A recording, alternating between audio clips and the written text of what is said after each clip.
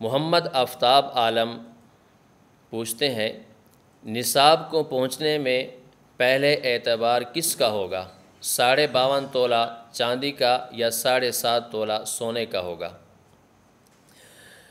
ہمارے مرکز اہل سنت والجماعت سرگودہ سے کچھ دن قبل اسی نصاب کے حوالے سے ایک تفصیلی فتویٰ نشر ہوا ہے۔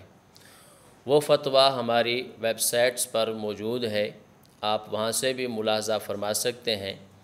تاہم اس میں مختصر بات یہ ہے، اگر کسی بندے کے پاس سونا ہے اور وہ 7.5 تولے ہے تو ایسے بندہ کے اوپر قربانی واجب ہے اور یہ صاحب نصاب ہے۔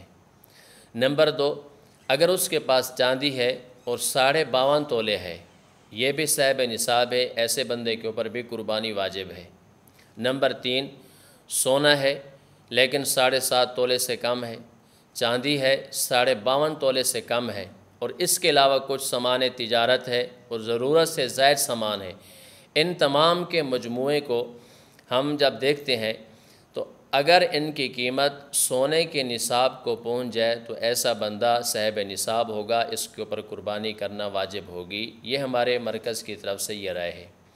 اگر اس کے مجموعہ سامان کی جو قیمت ہے یہ چاندی کے نصاب کو پہنچ جائے، اگر یہ قربانی کرنا چاہے تو یہ افضل اور بہتر ہے۔